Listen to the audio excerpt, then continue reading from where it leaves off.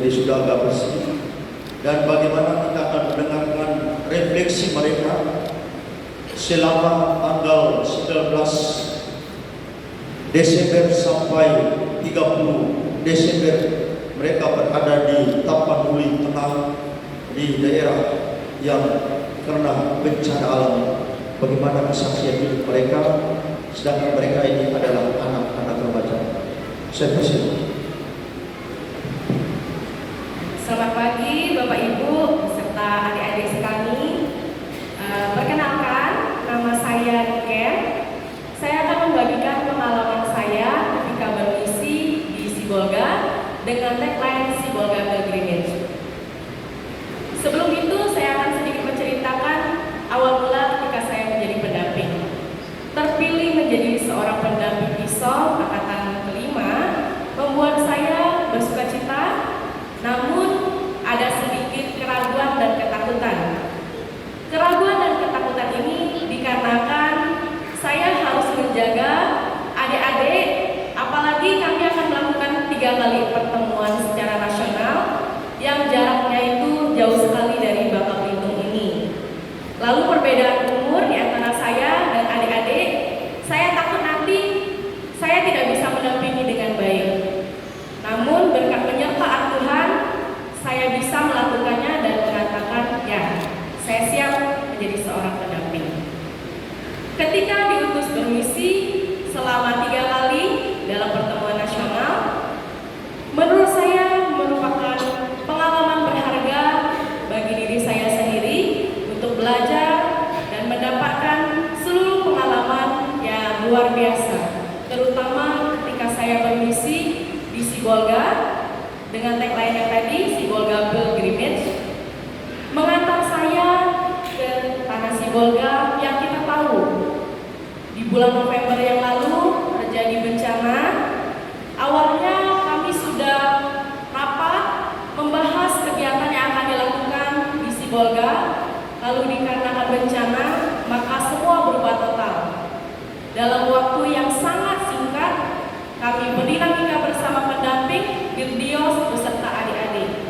Saya ingat sekali waktu itu saya berkumpul dengan adik-adik dan menanyakan, apakah kalian siap jika kita bermisi berangkat ke Sibolga? Waktu itu pertemuannya sangat haru sekali, banyak tangisan dan air mata, apalagi mereka harus meminta izin kepada orang tua. Apakah diperbolehkan? Karena kita nggak tahu apa yang akan terjadi nanti di sana.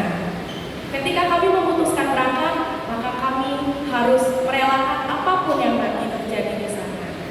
Tetapi Tuhan menyertai kami saat kami tiba dari Bandara Silangit menuju ke Paroki Pangaribuan.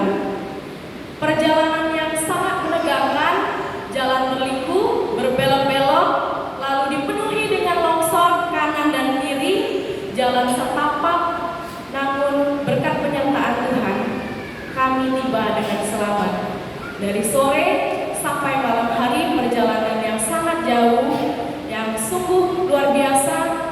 Jika dipikirkan dengan akal logika, mungkin kami tidak bisa melewatinya karena dipenuhi dengan longsor dan sangat menegangkan sekali.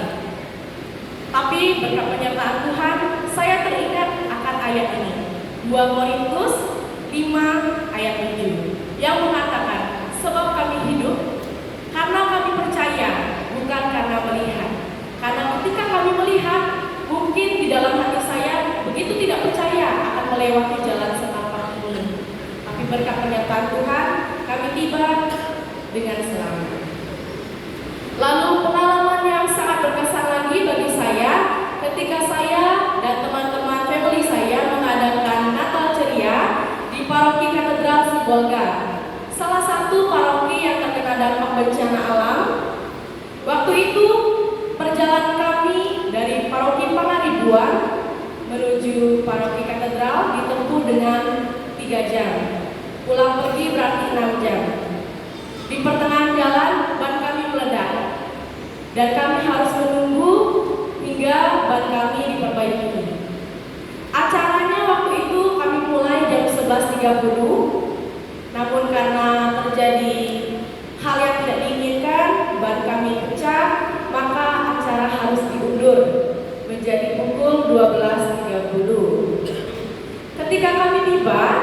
Paroki Katedral, kami melihat wajah anak-anak kami dengan berbagai ekspresi, mulai dari bingung, ragu, takut, bahkan ada yang bersukacita.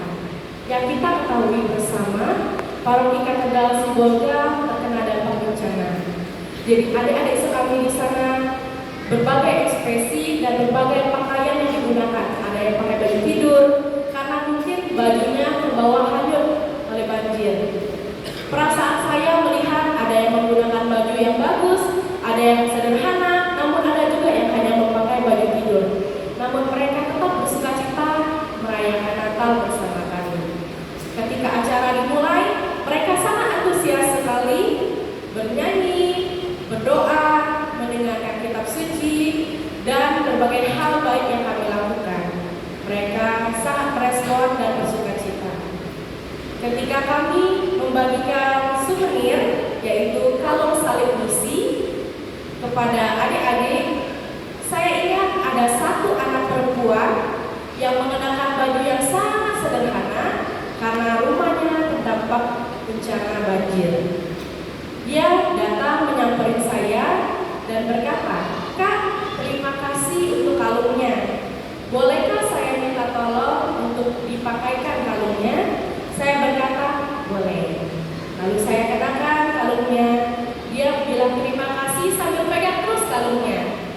Lalu saya bilang, "Dipakai terus ya kalungnya. Semoga nanti suatu hari nanti kamu bisa melayani dan terus bermisi." Dia menjawab, "Siap, Kak." Saya tahu sebenarnya perasaannya itu sedang sedih karena semua harta, semua pakaian bagusnya, semua alat-alat tulis di rumahnya untuk sekolah semua sudah terendam dengan banjir. Namun kami bersyukur karena kehadiran kami membawa sukacita, terutama dengan kalung misi ini.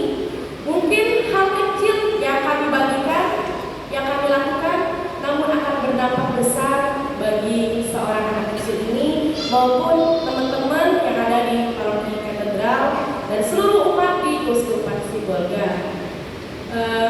Lalu komitmen yang saya pegang selama mendampingi adik-adik Tisong, yaitu mendampingi dengan setulus hati, menjadi seperti teman yang mendengarkan cerita mereka baik sedih maupun senang, lalu menjadi seperti orang tua yang merawat ketika mereka sakit, lalu menjadi seperti kakak yang menasihati ketika mereka berbuat salah. Lalu pesan untuk adik-adik sekami, keluarlah dari zona nyaman.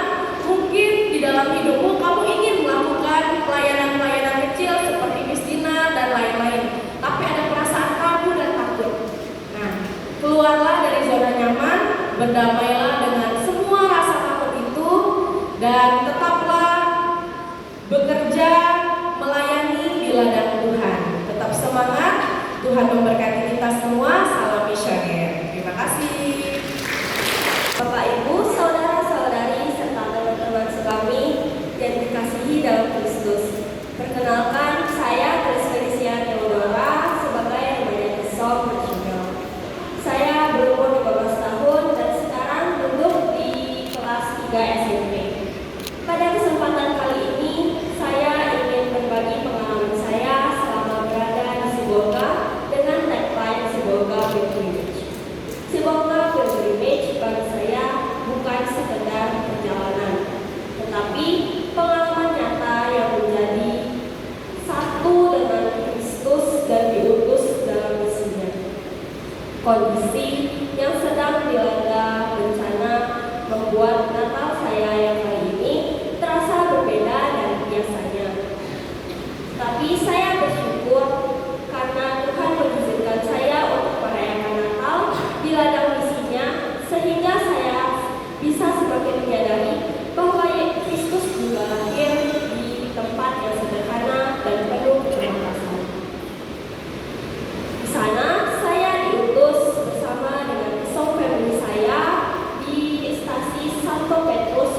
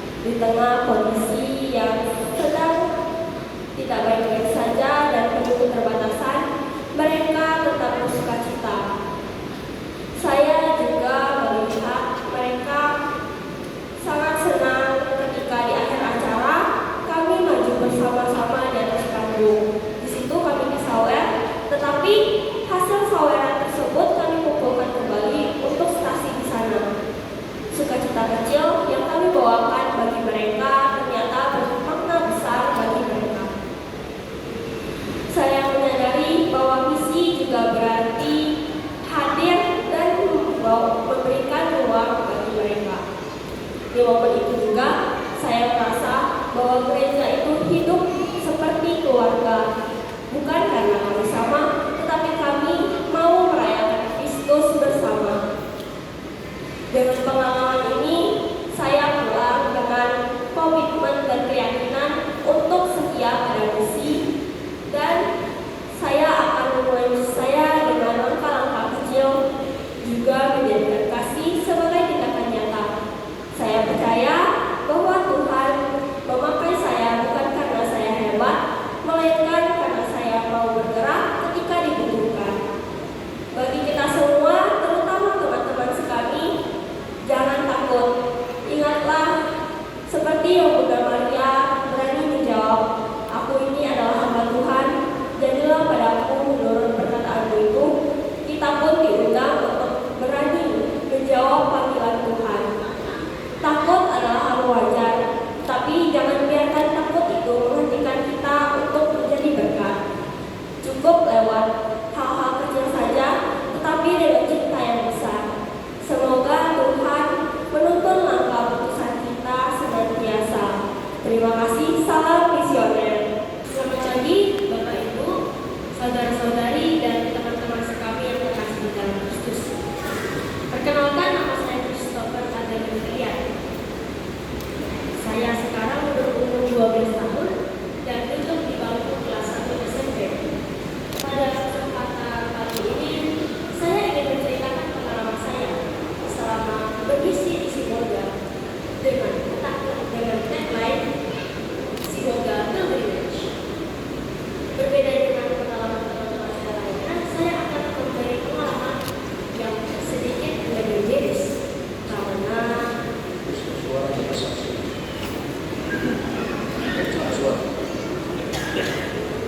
karena saya hari ini akan menceritakan pengalaman saya membersihkan lumpur di rumah-rumah warga di Kecamatan Barus, Tapanuli Tengah. Awalnya saya cukup khawatir karena ini pengalaman saya dalam membersihkan lumpur di Sibolga. Saya cukup takut kalau saya bisa sakit, bisa kenapa-napa. Takutnya saya takut menjadi beban untuk teman-teman sekalian. Jadi saya sangat takut, dan perjalanan dari paroki Pangaribuan ke tempat Barus itu saya selalu negatif thinking. Aduh, bagaimana nih? Saya takut gak bisa apa-apa. Tapi saat di tempat Barus tersebut, saya semakin takut karena lumpur di sana sangat tebal, sekitar 30 cm dari kaki. Waduh, itu kata saya dalam otak, karena ini benar-benar menakutkan. Lumpur yang tebal membuat saya takut dalam bermisi. Tapi saya percaya dengan kebersamaan, dengan kekuatan Tuhan, saya pasti melakukan ini. Dan terbukti, saya bisa berusaha walaupun banyak tantangan yang menghalangi, seperti lumpur yang licin dan juga benda-benda tajam yang bisa tersembunyi di bawah lumpur yang tebal. Tetapi semuanya berjalan dengan lancar. Puji Tuhan, rumah yang penuh dengan lumpur sekarang bersih dan tak tersisa. Semua lumpur dikeluarkan dan kami dapat istirahat.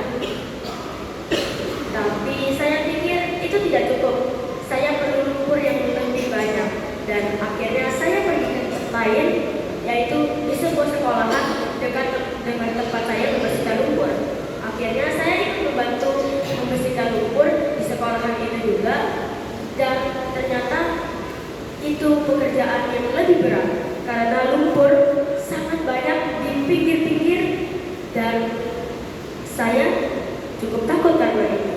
Akhirnya saya berusaha dan meyakinkan diri, Tuhan menyertai aku. Kenapa aku harus takut? Jadi aku menyelesaikan itu dengan sempurna. Komitmen saya selama mengikuti kisah ini adalah saya ingin menjadi remaja yang pemberani, dan telah terbukti dalam kegiatan saya di Sibolga Pilgrimage baru kemarin. Dan pesan saya untuk teman-teman sekali, semoga teman-teman dapat menjadi anak-anak atau remaja yang lebih berani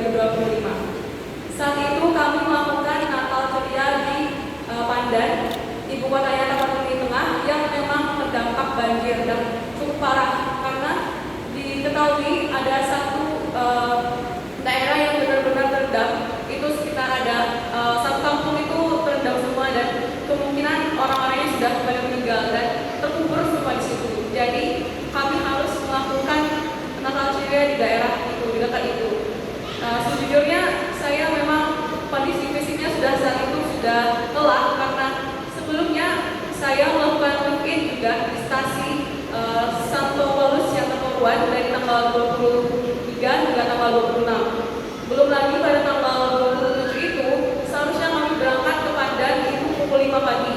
Tapi ternyata supirnya itu mengira bahwa acara kami itu dilakukan pada keesokan harinya. Jadi kami harus menunggu supir tersebut bangun tidur dan karena di dalam tidak bangun.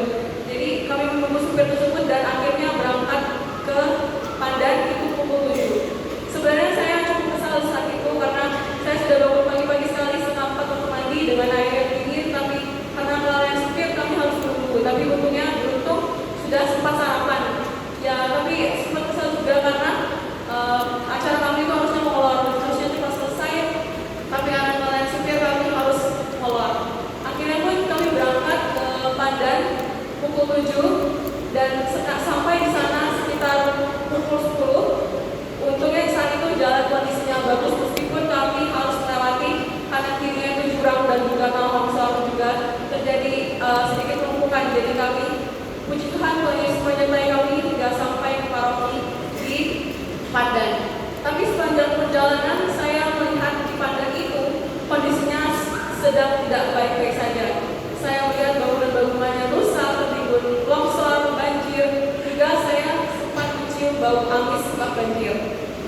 Saat itu saya sangat prihatin dan ketika saya sampai di aula gereja Pandan, saya melihat dinding-dinding aula itu seperti memang sudah terkena banjir karena terendam banjir, ada di dinding-dindingnya itu lumpur-lumpur. Namun ketika Natal ceria itu dimulai sekitar pukul 10 lewat 12, saya melihat senyum-senyum anak kami yang antusias ketika melakukan gerak animasi, lalu kemudian ketika menjawab kuis-kuis dari Romo Yos dan Romo Sigit yang Sigit dari Palembang. Mereka sangat semangat menjawab kuis-kuis tersebut demi mendapatkan kalung misioner. Saya melihat senyum anak-anak kami di sana, kemudian rasa lelah saya kok langsung menghilang ya seketika.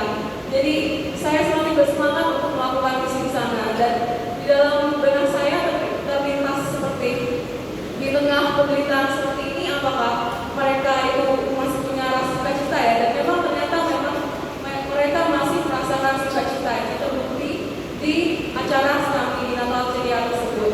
Sehingga pada akhirnya di penghujung acara kami tutup dengan doa bersama dan saya kembali melihat anak-anak kami kembali menuju tempat mereka masing-masing yang walaupun entah mungkin itu tempat pengungsian karena tempat tinggal mereka sudah hancur. Saya melihat mereka menenteng bingkisan dengan sukacita dan senyum yang lebar. Dan setelah dari acara ini, saya menyimpulkan komitmen untuk menjadi remaja yang cerdas untuk bergira dan visioner dan semakin berani meskipun terasa lelah untuk semakin bermisi pada teman-teman yang membutuhkan atau yang memerlukan bantuan kita. Pesan saya untuk teman-teman sekami, jangan takut untuk diutus untuk bermisi meskipun kita terkadang lelah, kita merasa tidak mampu, tapi yakin dan percayalah bahwa Kristuslah yang akan menolong kita. Jadi mari kita menentukan misi dalam Kristus serta satu dalam berurusan untuk semakin menolong teman-teman kita yang membutuhkan dan memperdulikan bantuan kita, yang membutuhkan bantuan kita. Saya mengutip satu ayat dari Alkitab yaitu dari Yohanes bab 60 ayat 1 dari baca pertama juga tadi disebutkan, yakni bangkitlah jadi teranglah dan sebab bangkitlah dan menjadi teranglah saya lupa bangkitlah dan menjadi teranglah sebab Tuhan Tuhan menyertai kaum bangkitlah. Terima kasih. Nanti itu super sekali pada kita sepatu hati dan mereka selalu andalkan kepada mereka ini. Lalu satu hal, ketika kami mengadakan minggu ceria di paroki Pandan yang anak-anak begitu banyak dan saya melakukan kuis-kuis kecil. Ketika kuis-kuis itu saya berikan lalu anak jawab, saya beri hadiah. Pertama yang jawabnya yang besar-besar, tetapi tiba-tiba yang kecil-kecil pun ikut menjawab. Saya bilang, tumben sekali, kau pintar, cepat sekali. Ternyata yang membisikkan itu adalah Kristus rupanya. Dia sebenarnya berdiri depan kami, tiba-tiba dia hilang. Dia dulu menyusup di anak-anak ini, tak nampak. Dan dia bisikkan kepada anak-anak kecil. Kalau pastor bertanya, kalian menjawab begini. Dan anak-anak jawab benar semua. Sudah tumben benar semua. Rupanya dia ada di sini. Kita mau marah tidak bisa. Kenapa? Dia membuat supaya anak percaya diri. Itulah misinya yang tersebut. Kita bersama mereka. Bapak Ibu saudara-saudari, satu hal lagi, bahwa di sana itu kami berada di tempat yang sulit. Ketika masuk lumpur, semua anak mereka kulit celana, kaki kosong, kerja dan tangan, tapi tak ada satu pun yang luka. Itu puji Tuhan luar biasa seperti mereka tentang. Oleh karena itu Bapak Ibu saudara-saudari, kalau kita bermisi untuk hal baik, semuanya akan dijaga Tuhan. Tetapi kalau kita misi dengan ini yang kurang baik, pasti kecelakaan akan menuntut kita. Amin. Amin. Doakan selalu untuk mereka supaya mereka kuat menjadi anak yang cerdas, gembira, tangguh dan misioner. Amin.